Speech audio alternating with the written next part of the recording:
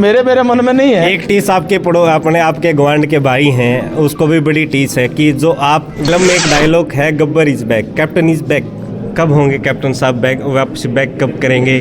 घर और परिवार सब कुछ जला देने का काम किया, उसके बावजूद भी मैंने उस दर्द की कभी चर्चा नहीं की। जिस माँ ने जन्म दिया हो और उसके जन्मदिन पर वो माँ ना दिखाई दे। ठीक ठाक भाई साहब, ओके, नमस्ते भाई साहब। ठीक है परिवार सारा। चाचा राम राम। चाचा नमस्कार दोस्तों, क्रांति हरियाणा न्यूज़ देखने वाले और जिक्र हरियाणा देखने वाले सारे भाइयों ने राम राम। आज हमारे वित्त मंत्री, पूर्व वित्त मंत्री कैप्टन अभिमन्यु जी हमारे साथ हैं। उनके पिताजी का आज पुण्यतिथि थी और उसी बीच बड़े लंबे समय के बाद हमसे मिलना हुआ। और हम सबसे बड़ी बात आप लोगों को पता ही है, इनके पाँव में पीछे एक छोटा एक्सीडेंट हो गया था, चोट लग गई थी। और इनसे वो बातें करेंगे, कुछ बातें तो पिताजी के मन की जो बातें थी कैप्टन अभिमन्यु जी के द्वारा सुनेंगे, और कुछ हमारे जो हल्के की आवाज़ है वो भी जानना चाहेंगे। सर नमस्कार। सर नमस्ते जी। अजय भाई जी को सादर नमस्ते। नमस्कार। आपके सभी दर्शकों को भी नमस्ते। धन्यवाद सर जी। सर कि गुरुकुल शब्द जो है आपके पिताजी के नाम से, आपके नाम से लगातार जोड़ते आ रहे हैं, इसके पीछे का राज क्या है? हमारे पूज्य पिताजी और हमारे पूर्वजों ने इस भारतीय सनातन शिक्षा पद्धति को बड़े सम्मान की दृष्टि से समझा और देखा। और पिताजी ने अपने पूरे जीवन में हम सबको जो शिक्षा दी, उसमें उन्होंने हमेशा इस बात को समझाया कि जो हमारी सनातन जीवन पद्धति और गुरुकुल की आर्ष पाठ की जो शिक्षा पद्धति है, वह श्रेष्ठतम वह शिक्षा पद्धति है। और इसी के माध्यम से वेद विज्ञान का प्रसार संपूर्ण विश्व में हो, ताकि समस्त मानवता का कल्याण हो, समस्त सृष्टि और जीवों का कल्याण हो। तो हमारा प्रयास है, बड़े भाई साहब कैप्टन रुद्रसेन जी के नेतृत्व में सारा परिवार संगठित होकर के पिताजी के कामों को आगे बढ़ाने का प्रयास कर रहे हैं। अभी कुछ दिन पहले ही आपका जन्मदिन था, बट वहाँ पे हज़ारों की संख्या में लोग पहुँचे हुए थे। इतनी सारी माताओं को देख करके आपके हृदय से एक बात निकली थी, हमने भी वो चैनल अपने चैनल के माध्यम से लोगों को सुनाने की कोशिश की। मेरी आज माता मेरे पास नहीं है, और आज इतनी माताओं को देख करके आपकी आंखें नम हो गई थी। उस पर आपका क्या कहना है, वो बताएं। देखिए, हम सामाजिक लोग हैं, सांसारिक जीव हैं, और इस संसार में सुख और दुख चलता रहता है। और मोह और भावना वह मनुष्य के मन का एक मुख्य विषय वस्तु रहता है। और पिताजी को गए 15 वर्ष हो गए आज के दिन। माताजी इसी वर्ष संसार को छोड़ करके गई हैं, तो मन कभी कभी भावनाओं से भर जाता है। और जब इतनी माँओं ने आशीर्वाद दिया, मेरा पहला जन्मदिन था, मेरी माँ के जाने के बाद स्वाभाविक है हर इंसान को जिस माँ ने जन्म दिया हो और उसके जन्मदिन पर वो माँ ना दिखाई दे, तो मन में कहीं ना कहीं एक खालीपन होता है। जो उतनी संख्या में माताएं वहाँ आई, सर पर हाथ रखा, तो मुझे वास्तव में महसूस हुआ कि जैसे मेरी माँ ही स्वयं जो है वो इनके बीच में, इनके मध्य में, इनके माध्यम से मेरे सर पर हाथ रख रही हैं। और मैं महसूस करता हूँ ये सारा का सारा जो है ये हमारा परिवार है। हमारे पिताजी ने हमेशा ये बताया कि भाई कितने ही दुनिया के अंदर कामयाब हो जाओ, कितने ही आपके साधन, धन, संपदा, मान सम्मान, पद प्रतिष्ठा बन जाए, अपनी जड़ों के साथ जुड़ करके अपने समाज परिवार साथ 36 बिरादरी के साथ एक आसार होकर के एक व्यवहार रखते हुए सबको बराबर मान करके, सबको यथायोग्य मान सम्मान, स्नेह, प्यार, प्रेम, मोहब्बत के साथ व्यवहार करना, वही हमारा प्रयास रहता है कि सबके साथ एक प्यार प्रेम बना रहे। और सबसे बहुत प्यार प्रेम मिलता है। एक फिल्म में एक डायलॉग है, Gabbar is back, captain is back. कब होंगे कैप्टन साहब बैक, वापस बैक कब करेंगे? क्योंकि कैप्टन अभिमन्यु जी ने जो काम करवाए, लेकिन एक कहते ना अपने हाथों से पाँव पे कुल्हाड़ी मारने का काम किया हल्के ने, तो उसके ऊपर आपका क्या कहना है? आप कब बैक करेंगे?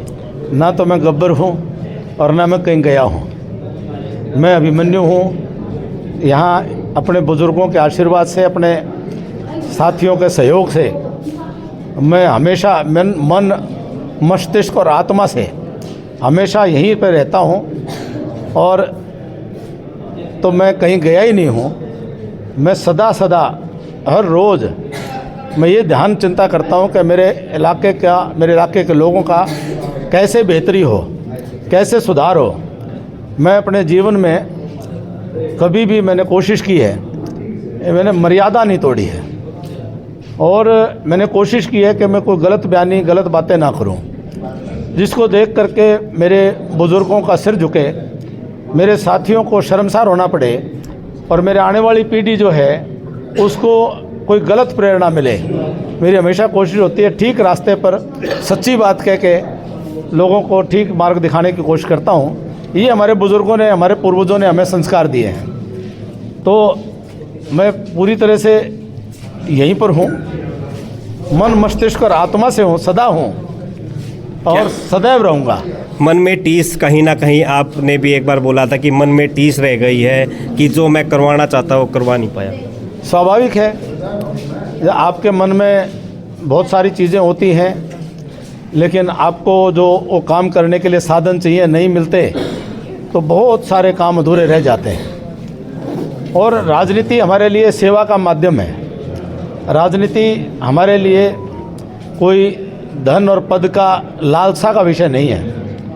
अपने आप को आहूत करके और अपने ऐशो आराम को छोड़ करके और समाज को समर्पित और हरियाणा के निर्माण को लेकर के, देश के निर्माण को लेकर के हमने अपना जीवन के 27 वर्ष इस राजनीतिक क्षेत्र में लगाए हैं। और अब कोई साधन, सत्ता एक साधन है और सत्ता एक साधन है, हमने इसको साबित करके दिखाया।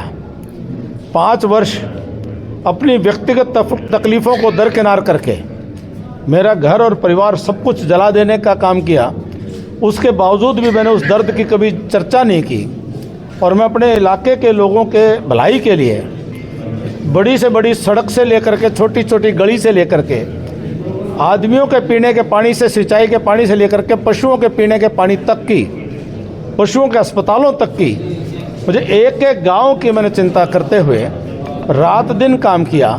तो हमारे क्षेत्र के मेरे जो सारे मेरा सम्मानित परिवार है, सब ने देखा कि सत्ता से साधन के तौर पर इस्तेमाल करते हुए कितना विकास किया जा सकता है। हज़ारों नौजवानों को रोज़गार मिले, हज़ारों नौजवानों को, बेटे बेटियों को शिक्षा की व्यवस्था बनी और कितना विकास का लाभ हमारे इलाके को मिला।